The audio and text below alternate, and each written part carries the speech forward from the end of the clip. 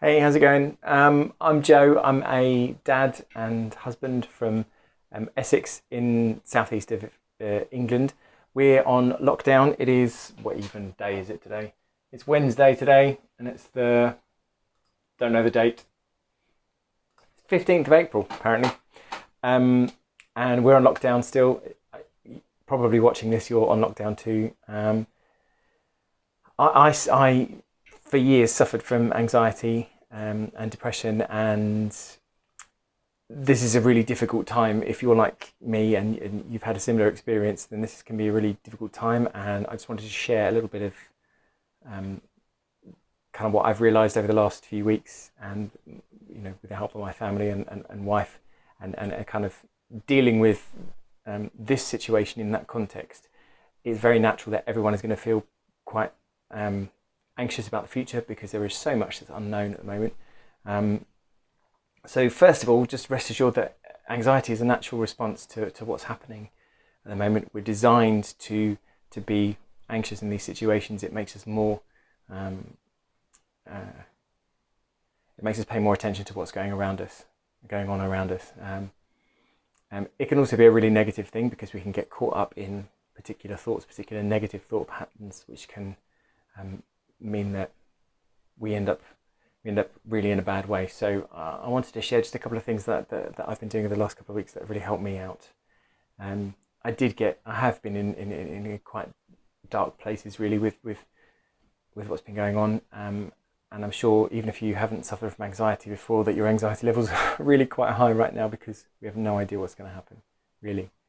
Um, so the first thing I did was to make a conscious decision, and this is really my wife's suggestion, to make a conscious decision about how I ingest the news and where I get my news from.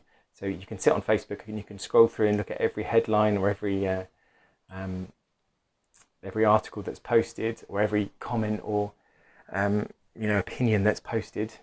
We live in a world where facts and opinions have equal weight on social media, so it can be very frustrating, and you can comment on these things. You can get involved in arguments with strangers who aren't going to do what you say anyway, and I certainly did plenty of that. Um, but actually, my wife suggested, be intentional about where you get your news from. So I tune in most days to the official briefings from Downing Street. I watch a little bit of the news, but I'm careful I don't watch huge amounts and just leave it on in the background. And that way I get to choose. I get to say, well, hey, I can trust what I'm hearing, hopefully. Um, and I'm taking the time I'm actually going in search of this news rather than it just kind of bleeding into my consciousness and feeding anxiety, which it does in a lot of ways. Because very often, what's sort of available to post on social media is deliberately misleading. If people are trying to sell a news article, it can be deliberately misleading in what they choose to call it. I read the headline and go, "Oh, that's ridiculous," and get cross about it, and this is not a healthy way to be. So I'm really this week just really being intentional about watching the news when I choose to, and scrolling past a lot of that stuff. Just going, actually, nope, I'm not going to, and just not engage with it. And that's been quite positive for me. So I recommend doing that if the sort of constant input and search for information, search for kind of some sort of way through this is making you feel anxious, then choose to not. It's quite difficult to do because we live in a world where we pick up our phone and we go, right, I'm gonna, we get bored and we just pick up our phone, don't we? I mean, I do. Maybe you're the same. I get bored, I pick up my phone, or there's some gap in what I'm doing, and I go, oh, I'll pick up my phone. Or my computer's downloading something, I'll pick up my phone and have a look. And actually, now's a good time to get into a habit of not doing that. I mean, that's probably quite healthy anyway, but particularly now, it really does. It really has helped me. And the second thing, really, I wanted to mention, the last thing actually, is I've just become aware of things that I can change and things I can't change.